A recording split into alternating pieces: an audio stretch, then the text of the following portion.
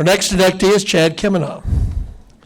Born and raised in Fremont, Ohio, and now calling Alveda, Ohio, home, there was little question that C.Kemenah would race. His father, Harold Flake Kemenah, had been painting race cars in the mid-1960s and then campaigned the familiar 3X car for some of the very best in the Buckeye State, including men like Jack Hewitt, Kenny Jacobs, and Fred Linder. Remembering his youth, Chad says, ever since I was old enough to start climbing on them, I wanted to be a race car driver. Then he adds with a laugh, what a brilliant idea. Well, today is evidence that it was a pretty good idea after all. He began renting a street stock at Fremont Speedway with the help of the Burmeister family, and it went about as well as one would expect. We set out to do a full year, he said, but I tore some stuff up and I missed a little time. Though still a teenager, Chad decided the best plan of action was to build his own race car. An economic downturn required the family to get out of racing, but he could still use his father's body shop to put his car together. His brother would pitch in, as did Tom and Paul Kistler and Ron McComb. They hung a Chevy Camaro body on the finished product, and they won the second time out. It was a memorable moment. Tom and Paul Kistler were standing by the track, he says, and as soon as I won, they said, that car sounded like it was turning a lot of RPMs. They asked me which of the two shift levers I had used, and I showed them. And they quickly pointed out that I'd pulled the wrong one, so I ran the entire race in first gear.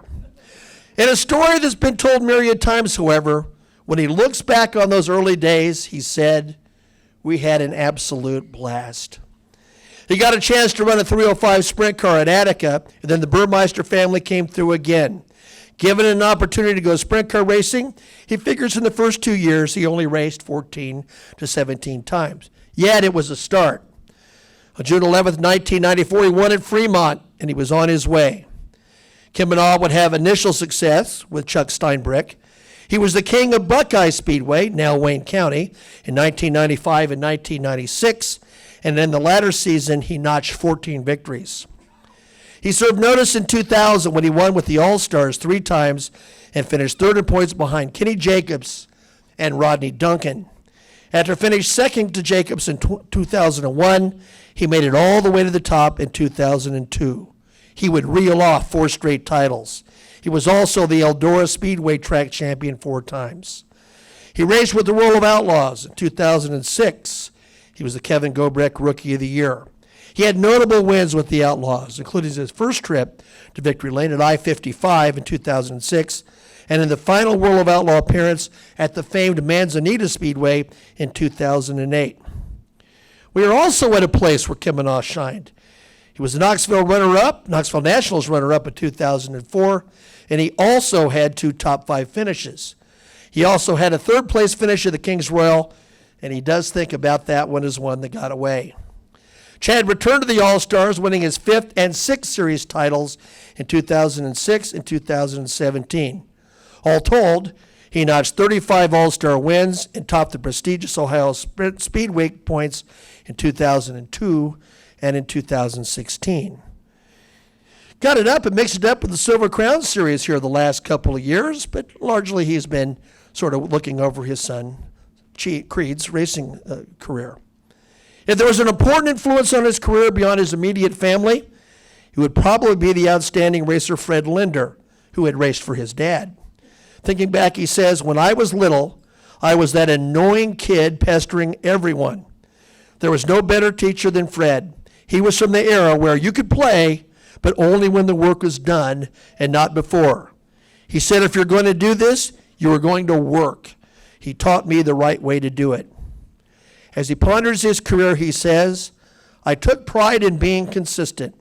I didn't want to be that guy that won 3 races but fell out of 20. He came into the All-Stars at a time when Frankie Kerr and Kevin Huntley were still around, and Kenny Jacobs and Roddy Duncan were tough to beat. They were the guys to contend with, but in time, he was the guy to contend with. He became the dominant driver among a proud and tough group of racers in a series that has commanded respect for decades. Today, as I said, he shepherds the career of his son Creed. He owns a truck and he pounds the pavement, primarily in Ohio, Indiana, and Kentucky. But today, Chad took a different route. Today, that journey leads to Knoxville, Iowa. And today, he takes his rightful place in the National Sprint Car Hall of Fame. Please welcome inductee C.Kemenah.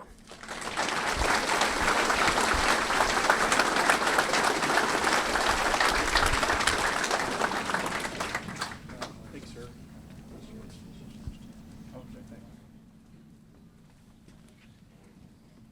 Congratulations, Chad. Thank you very much.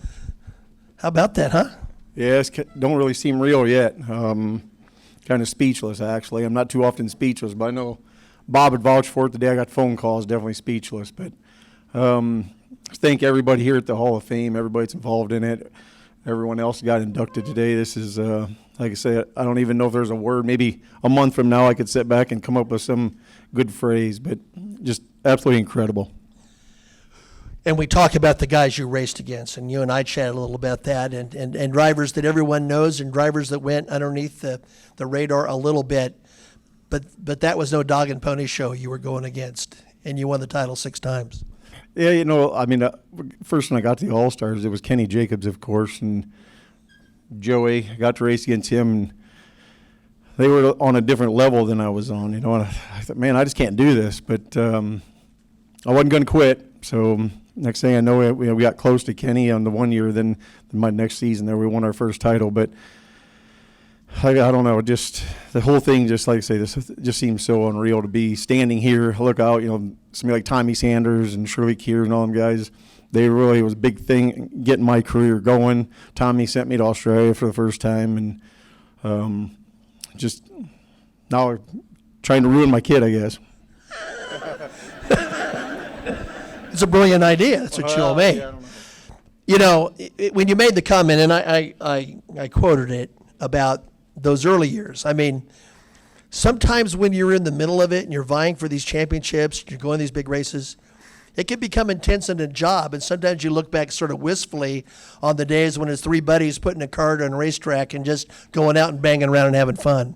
It is. You know, when raced around home when I first got started, my goal was, of course, because my dad, we did the All-Stars for so long, I wanted to do the All-Stars with Bert Emick, and I thought, man, if I could just get to that level someday, you know, that'd be it. And then, did I know then, but now my wife, but chased her around the racetrack. Bob Hampshire's race cars over there, and it was a thing to, I tried to vision myself doing it, but being that kid running around in a street stock and then end up in a sprint car and end up here, I don't know. It's just pretty unreal. I made the comment to you, and I suspect we talked to all the directees who come in as the drivers, even mechanics.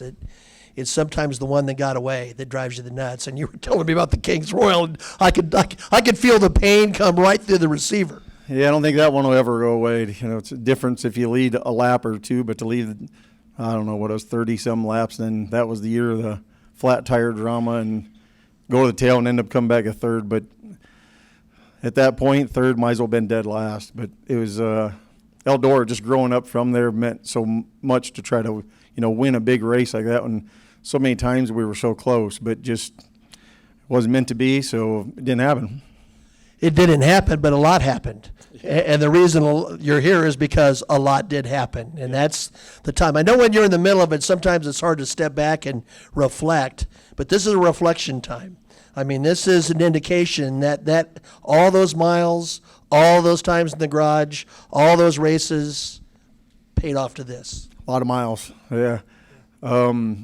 Adam Bruff's here. He'll vouch for that. We went up down the highway. Usually when I did the Outlaws, just me and one guy, but between him, my nephew AJ, and my brother helped me out in my race career a lot as well. But the miles, just Joey probably vouched for this now, trying to teach your kid that it might not be the moment right now, but I think that might be more challenging in racing, trying to teach the kids that it's not about right now, it's what's going to maybe happen down the road, but they don't want to see down the road right now. You saw down the road right now, and that got you to the Hall of Fame, Chad, so congratulations. Put it there, buddy. Thank you. Yeah, very good. C.Kemenah.